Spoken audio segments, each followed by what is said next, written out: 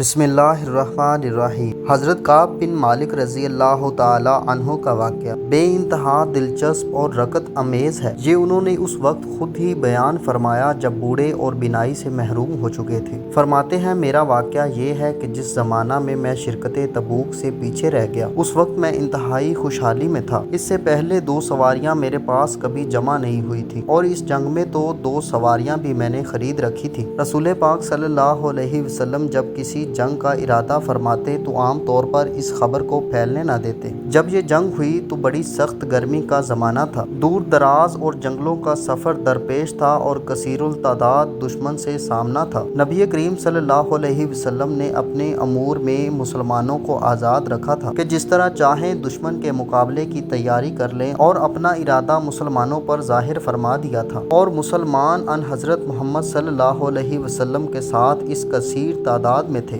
کہ ان کا اندراج رجسٹر پر نہ ہو سکتا تھا۔ کعب رضی اللہ تعالی عنہ کہتے ہیں کہ بہت کم ایسے لوگ ہوں گے کہ جن کی غیر حاضری کا علم حضرت محمد صلی اللہ علیہ وسلم کو ہو سکتا تھا، بلکہ گمان تھا کہ کثرت لشکر کی وجہ سے غائب رہنے والے کا حضرت محمد صلی اللہ علیہ وسلم کو علم بھی نہ ہو سکے گا جب تک اللہ تعالیٰ کی طرف سے بذریعہ وحی علم نہ ہو جائے۔ یہ لڑائی جس وقت ہوئی وہ زمانہ پھلوں سے پکنے کا تھا، سایہ گستری، بار آوری اور خنکی کا موسم تھا۔ ایسے زمانہ میں میری طبیعت آرام طلبی اور راحت گیری کی طرف بہت مائل ہو گئی۔ رسول پاک صلی اللہ علیہ وسلم نے اور مسلمانوں نے تیاریاں شروع کر دی۔ میں صبح اٹھ کر جہاد کی تیاری کے لیے باہر نکلتا، لیکن خالی واپس ہوتا۔ تیاری اور اسباب سفر کی خریداری وغیرہ کچھ نہ کرتا۔ دل بہلا لیتا کہ جب میں چاہوں گا دم بھر کر تیاری کر لوں گا۔ دن گزرتے چلے گئے، لوگوں نے تیاریاں مکمل کر لی، حتیٰ کہ حضور کریم صلی اللہ علیہ وسلم اور ان کے ساتھ مسلمان جہاد کے لیے روانہ ہو گئے۔ میں نے دل میں کہا کہ 1-2 دن بعد تیاری کر کے میں بھی مل جاؤں گا۔ اس عرصہ میں مسلمانوں کا لشکر بہت دور جا چکا۔ میں تیاری کے لیے باہر نکلا، لیکن پھر بغیر تیاری کے واپس آ گیا، حتیٰ کہ ہر روز یہی ہوتا رہا، لیکن دن نکل گئے، لشکر تبوک پہنچ گیا۔ اب میں نے کوچ کا ارادہ کر لیا کہ جلدی سے پہنچ کر آپ صلی اللہ علیہ وسلم کے ساتھ شامل ہو جاؤں۔ کاش اب بھی کوچ کر جاتا، لیکن آخر کار یہ بھی نہ ہو سکا۔ اب حضرت محمد صلی اللہ علیہ وسلم کے تشریف لے جانے کے بعد جب کبھی میں بازار میں نکلتا تو مجھے یہ دیکھ کر بڑا دکھ ہوتا کہ جو مسلمان نظر آتا ہے اس پر یا تو نفاق کی پھٹکار نظر آتی ہے، یا ایسے مسلمان دکھائی دیتے ہیں جو واقعی خدا کی طرف سے معذور، لنگڑے، لولے تھے۔ جب حضرت محمد صلی اللہ علیہ وسلم تبوک پہنچ چکے تو مجھے یاد فرمایا اور پوچھا، کعب بن مالک رضی اللہ تعالی عنہ کیا کر رہا ہے؟ تو بنی سلم کے ایک شخص نے عرض کی، یا رسول اللہ صلی اللہ علیہ وسلم، اس کو خوش عیشی اور آرام طلبی نے مدینے میں ہی روک لیا ہے۔ تو معاذ بن جبل رضی اللہ تعالی عنہ نے کہا، تم نے غلط خیال قائم کیا ہے، یا رسول اللہ صلی اللہ علیہ وسلم، اس میں تو بھلائی اور نیکی کے سوا کچھ بھی نہیں۔ رسول پاک صلی اللہ علیہ وسلم یہ سن کر خاموش رہے، اور جب رسول صلی اللہ علیہ وسلم تبوک سے واپس تشریف لانے لگے میں سخت پریشان تھا کہ اب کیا کروں۔ میں غلط ہیلے سوچنے لگا تاکہ آپ صلی اللہ علیہ وسلم کے عذاب سے محفوظ رہ سکوں۔ چنانچہ ہر ایک سے رائے لینے لگا، اور جب معلوم ہوا کہ حضرت محمد صلی اللہ علیہ وسلم تشریف لا چکے ہیں تو اب غلط سوچ و بچار سے دستبردار ہو گیا۔ اب میں نے اچھی طرح معلوم کر لیا کہ میں کسی طرح بھی نہیں بچ سکتا، چنانچہ میں نے سچ سچ کہنے کا ارادہ کر لیا۔ نبی پاک صلی اللہ علیہ وسلم جب سفر سے واپس آئے تو سب سے پہلے مسجد گئے اور 2 رکعت نماز پڑھی، پھر لوگوں کے ساتھ مجلس کی۔ اب جنگ میں شریک نہ ہونے والے آ کر عذر و معذرت کرنے لگے اور قسمیں کھانے لگے۔ ایسے لوگوں کی تعداد 80 سے کچھ اوپر تھی۔ نبی پاک صلی اللہ علیہ وسلم بحکم ظاہر ان کی بات قبول کیے جا رہے تھے اور ان کی کوتاہیوں کے لیے طلب مغفرت کر رہے تھے۔ میری باری آئی، میں نے آ کر سلام عرض کیا۔ آپ صلی اللہ علیہ وسلم نے فرمایا، یہاں آؤ۔ میں سامنے جا کر بیٹھا۔ مجھ سے فرمایا، تم کیوں رکے رہے؟ کیا تم نے تیاری جہاد کے لیے خریداری نہیں کر لی تھی؟ میں نے کہا، یا رسول اللہ صلی اللہ علیہ وسلم، اگر میں اس وقت آپ صلی اللہ علیہ وسلم کے سوا کسی اور سے بات کرتا تو صاف صاف بری ہو جاتا، کیونکہ مجھے بحث و تکرار اور معذرت کرنا خوب آتا ہے۔ لیکن خدا کی قسم میں جانتا ہوں کہ اس وقت تو جھوٹی بات بنا کر میں آپ کو راضی کر لوں گا، لیکن بہت جلد ہی اللہ تعالیٰ آپ کو مجھ سے ناراض کر دے گا، اور اگر میں نے سچ سچ کہہ دیا تو حسین عاقبت کی مجھے خدا کی طرف سے امید ہو سکتی ہے۔ یا رسول اللہ صلی اللہ علیہ وسلم، خدا کی قسم میں کوئی معقول عذر نہیں رکھتا، میرے پاس عدم شرکت جنگ کا در حقیقت کوئی ہیلا نہیں۔ تو آپ صلی اللہ علیہ وسلم نے فرمایا، ہاں یہ تو سچ کہتا ہے، اچھا اب تم چلے جاؤ اور انتظار کرو کہ اللہ تعالیٰ تمہارے بارے میں کیا حکم فرماتا ہے۔ چنانچہ میں چلا گیا، بنی سلمہ کے لوگ بھی میرے ساتھ اٹھے اور ساتھ ہو لیے اور کہنے لگے، خدا کی قسم میں نے تمہیں پہلے کوئی خطا کرتے نہیں دیکھا۔ دوسرے لوگوں نے جیسے عذرات پیش کر دیے، تم نے حضور کے سامنے کچھ بھی عذر نہیں کی، ورنہ نبی کریم صلی اللہ علیہ وسلم نے دوسروں کے لیے جیسے استغفار کیا تھا، تمہارے لیے بھی حضرت کا یہ استغفار کافی ہوتا۔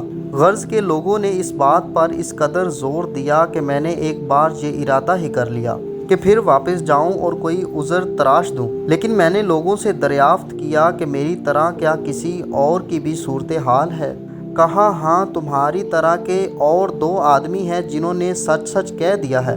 میں نے پوچھا وہ کون ہے؟ کہا گیا مرارہ بن الربیع العامری اور حلال بن امیتہ الواقفی ہے۔ کہا گیا یہ دونوں مرد صالح ہیں، بدر میں شریک تھے۔ اب میرے سامنے ان کا نقش قدم تھا، اس لیے میں دوبارہ حضرت کے پاس نہ گیا۔ معلوم ہوا کہ حضرت محمد صلی اللہ علیہ وسلم نے ہم تینوں سے سلام کلام کرنے سے لوگوں کو ممانعت کر دی ہے، اور لوگوں نے ہمارا بائیکاٹ کر دیا ہے اور ہم سے ایسے بدل گئے ہیں کہ زمین پر رہنا ہمیں بوجھ معلوم ہونے لگا۔ ہم پر اس ترک تعلقات کے 50 دن گزر گئے۔ ان دنوں نے تو منہ چھپا کر خانہ نشینی ہی اختیار کر لی، روتے پیٹتے رہے۔ میں ذرا سخت مزاج کا تھا، قوت برداشت تھی، جا کر جماعت کے ساتھ برابر نماز پڑھتا تھا، بازاروں میں گھومتا تھا، لیکن مجھ سے کوئی بولتا نہ تھا۔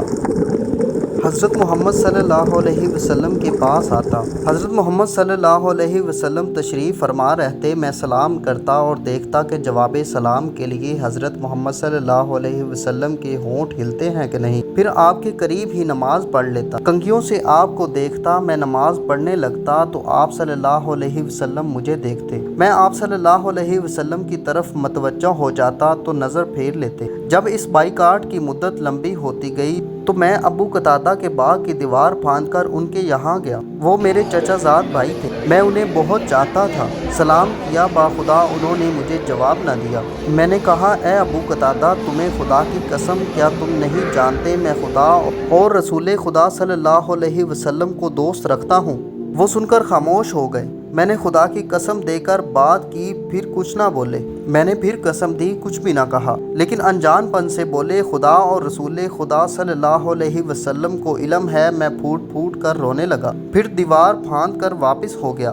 ایک دن میں بازار مدینہ میں گھوم رہا تھا کہ شام کا ایک قطبی جو مدینہ کے بازار میں کھانے کی کچھ چیزیں بیچ رہا تھا، لوگوں سے کہنے لگا کہ کعب بن مالک رضی اللہ تعالی عنہ کا کوئی پتہ دے۔ لوگوں نے میری طرف اشارہ کر دیا۔ وہ میرے پاس آیا اور شاہ غسان کا ایک مکتوب میرے حوالے کیا۔ چونکہ پڑھا لکھا تھا، پڑھا تو لکھا تھا کہ ہمیں اطلاع ملی ہے کہ تمہارے آقا صلی اللہ علیہ وسلم نے تم پر سختی کی ہے۔ اللہ نے تمہیں کوئی معمولی آدمی تو نہیں بنایا، تم کوئی گرے پڑے نہیں ہو، تم ہمارے پاس آ جاؤ، ہم تمہیں نوازیں گے۔ میں نے یہ پڑھ کر کہا، میرے اللہ، یہ تو نئی مصیبت آ پڑی۔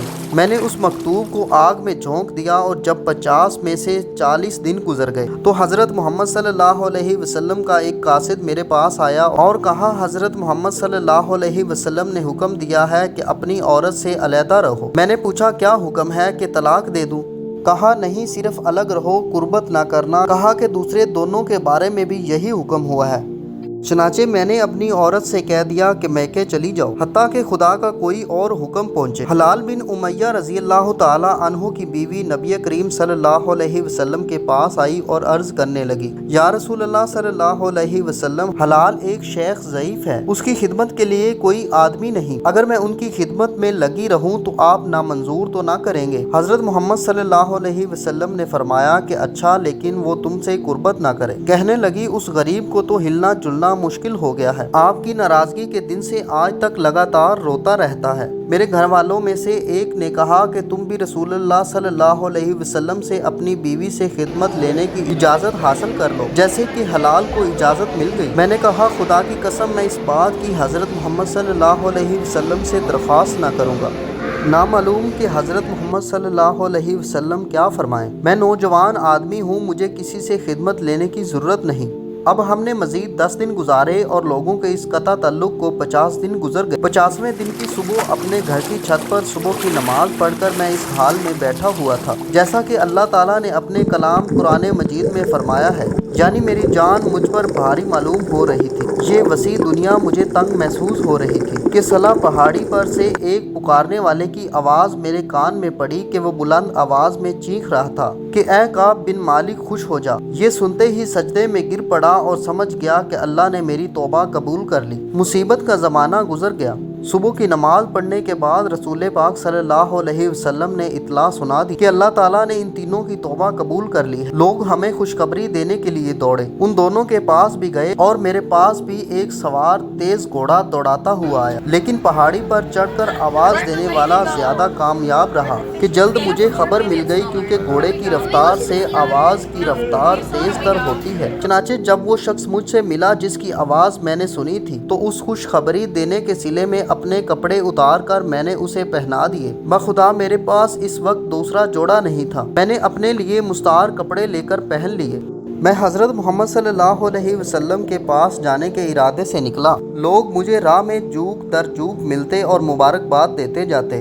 میں مسجد میں داخل ہوا تو نبی پاک صلی اللہ علیہ وسلم لوگوں کے درمیان بیٹھے ہوئے تھے۔ مجھے دیکھتے ہی طلحہ بن عبید اللہ دوڑ پڑے، مجھ سے مصافحہ کر کے مبارکباد دی۔ مہاجرین میں سے کسی نے ان کے سوا یہ اقدام نہیں کیا۔ حضرت کعب رضی اللہ تعالیٰ عنہ نے حضرت طلحہ کے اس خلوص کو بھی کبھی فراموش نہیں کیا۔ میں نے آ کر رسول اللہ صلی اللہ علیہ وسلم کو سلام کیا۔ آپ صلی اللہ علیہ وسلم کا چہرہ خوشی سے چمک اٹھا۔ کہنے لگے خوش ہو جاؤ، جب سے تم پیدا ہوئے ایسی خوشی کا دن تم پر نہ آیا ہوگا۔ میں نے پوچھا یا رسول اللہ صلی اللہ علیہ وسلم یہ بشارت آپ کی طرف سے ہے یا خدا کی طرف سے؟ فرمانے لگے خدا کی طرف سے۔ نبی پاک صلی اللہ علیہ وسلم خوش ہو جاتے تو آپ کا چہرہ چمک اٹھتا، گویا چاند کا ٹکڑا ہے، اور آپ کی خوشنودی آپ کے چہرے سے ظاہر ہو جاتی۔ میں نے حضور پاک صلی اللہ علیہ وسلم سے عرض کی یا رسول اللہ صلی اللہ علیہ وسلم میری قبولیت توبہ کی یہ برکت ہونی چاہیے کہ میں اپنا سارا مال و متاع خدا اور رسول خدا کی راہ میں لٹا دوں۔ رسول پاک صلی اللہ علیہ وسلم نے فرمایا ایسا نہیں، کچھ رکھو اور کچھ صدقہ کر دو، یہی بہتر صورت ہے۔ میں نے کہا خیبر سے جو حصہ مجھے ملا تھا وہ میں آپ کے لیے رکھ لیتا ہوں۔ یا رسول اللہ صلی اللہ علیہ وسلم سچائی کی برکتوں کے سبب اللہ نے مجھے نجات بخشی۔ خدا کی قسم میں نے جب سے حضرت محمد صلی اللہ علیہ وسلم سے راست گوئی کا ذکر کیا پھر کبھی جھوٹ نہیں بولا۔ خدا سے دعا ہے کہ وہ آئندہ بھی کبھی مجھ سے جھوٹ نہ بلوائے۔ اللہ تعالی ہم سب کو سچ بولنے کی توفیق دے، آمین۔